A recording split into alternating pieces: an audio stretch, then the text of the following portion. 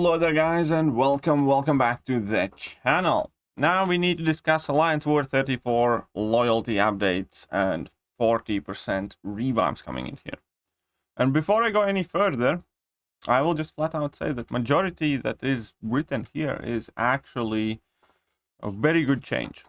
Now I do hope that this is not the final version, because I do think that there are several things that ought to be looked at yet, and that this ought to be an open discussion.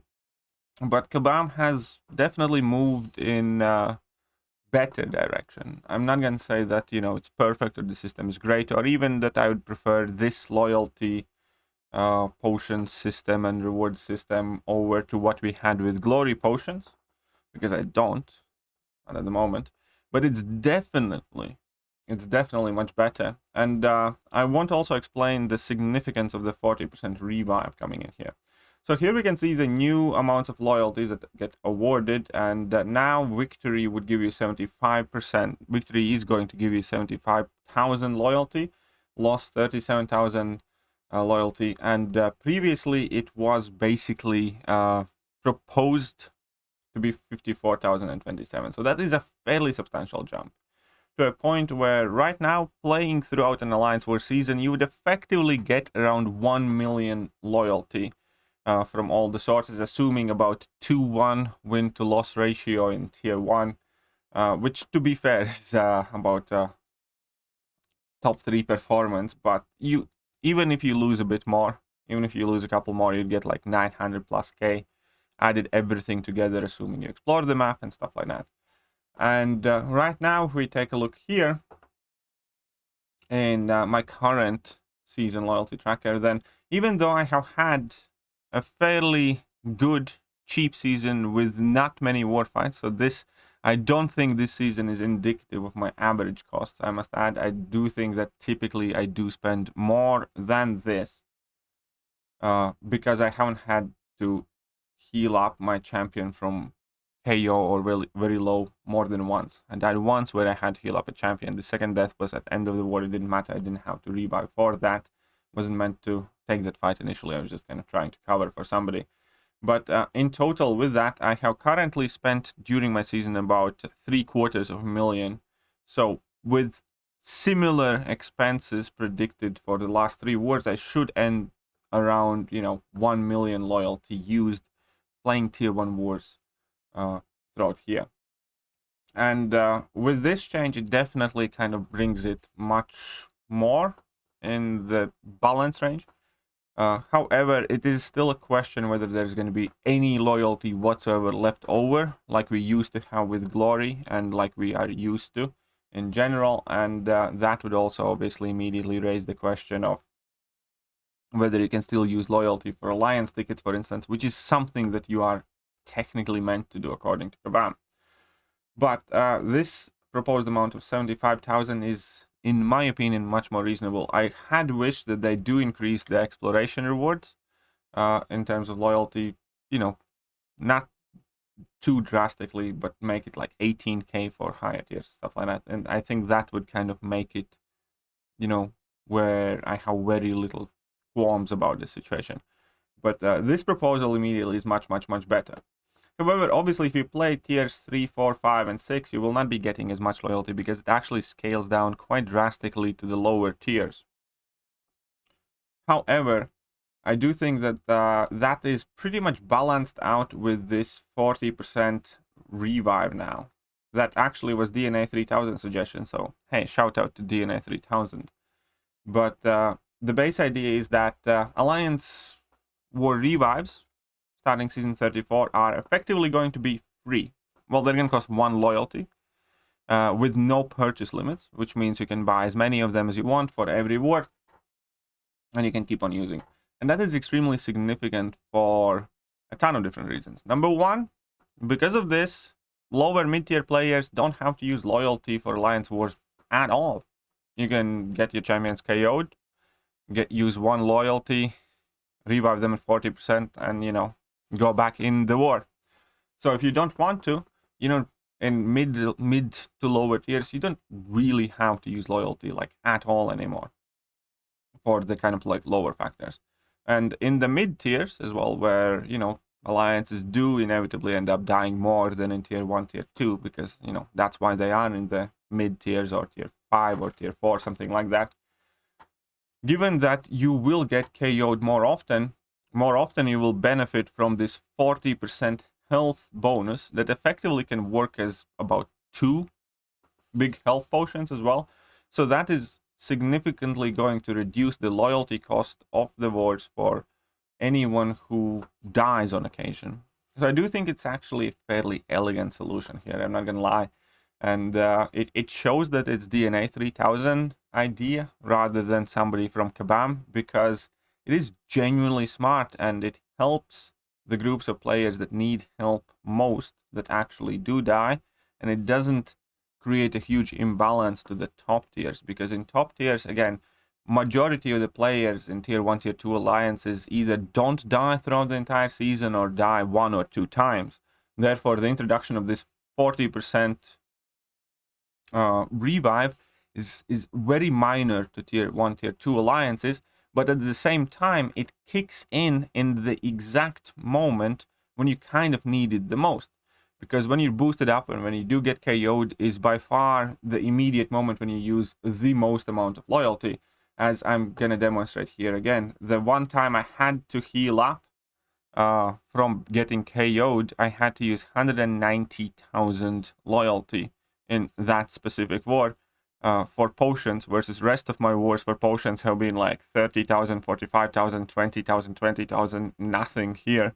But as soon as you get KO'd, these numbers basically quadruple and quintuple.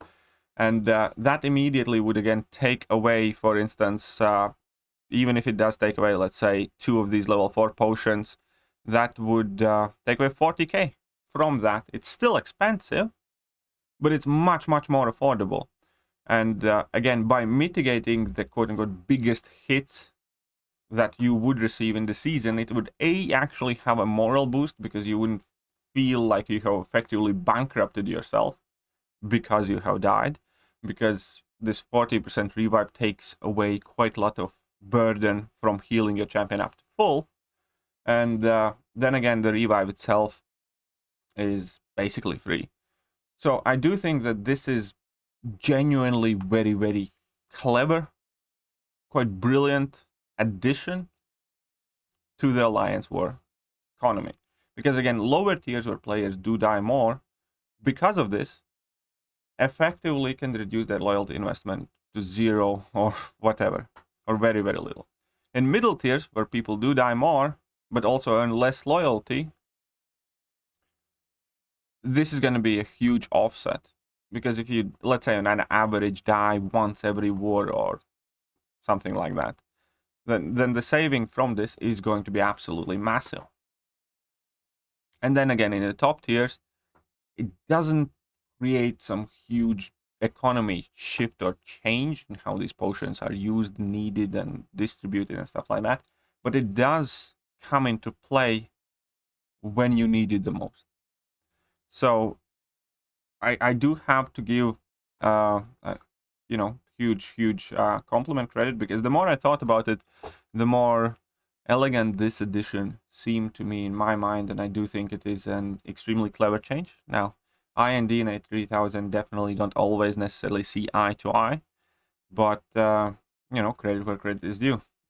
And that's why, again, as I said before, I doubt that anybody working for Kabam could come up with something remotely as good as this based on their proposed changes initially. So again, huge credit to DNA3000 for that. Now we need to take a look at other changes here. Level 2 and Level 3 Alliance War Team Revives have been removed from the store, obviously, because they serve no purpose anymore.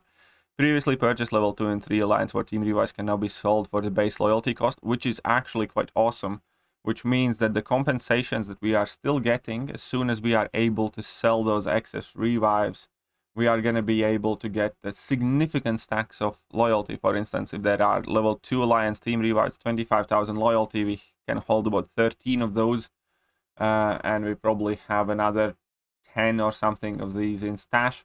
Then let's say assume we have 20 of these, that would be like 500k loyalty back to people to kind of beef up their stashes for these initial points where we still are quite uncertain whether we're going to be able to afford the wars, and obviously a bunch of loyalty here as well. So this is very, very good. I like that you're going to be able to sell these for loyalty, because they will be absolutely useless. Why would you want to revive somebody with 3000 health if you can revive them with 40% of your HP? Now, this thing does seem extremely price gougy to me. This thing, I can't defend the pricing here one bit. There are combat regeneration boost, 125 units, power stat boost, 250 units, 375 units for invul boost. That is insane.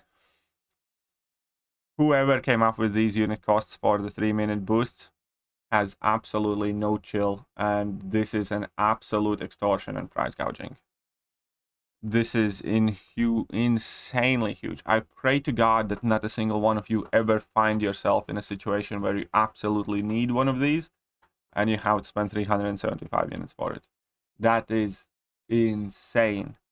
Monetary value-wise, putting 375 units on invul boost basically means that they value their invul boost in like £15 range, which is stupid.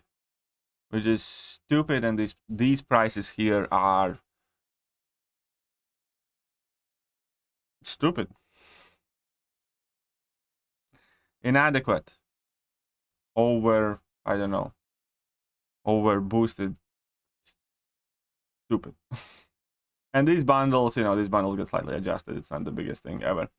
Insights with the weekly compensation coming to a close. Again, it's very important that we have clear details.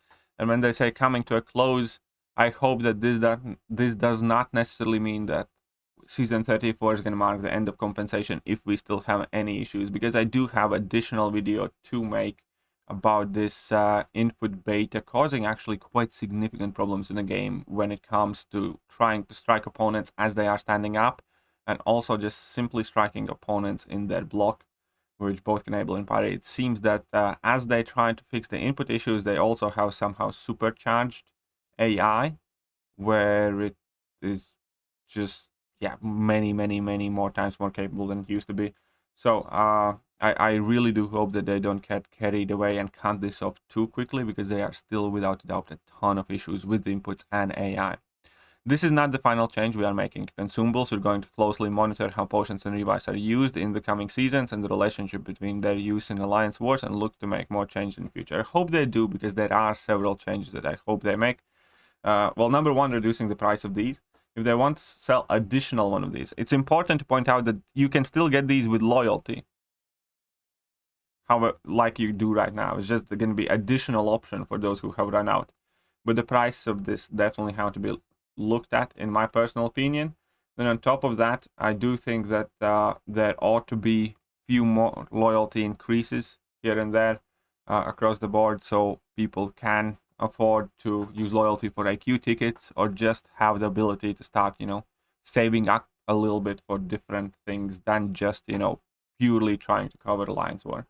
However, this is definitely a step in the right direction, and this 40% revive is it's quite brilliant addition. Again, no matter how long I think about it, and the more I think about it, the more sense it makes, especially how it affects, groups of players, where it has the most minimal impact to the top tier players, but it, it's there to pick you up when you're down, so to speak, and then it increases its impact to the lower and lower tier players, where if you play in middle tiers, then you basically don't have to use loyalty for wars at all. I think it is a very elegant solution, helping those who need help the most with Alliance War. So very good job for that, and let me know what you guys think about this, and I'm gonna catch you guys later. See ya.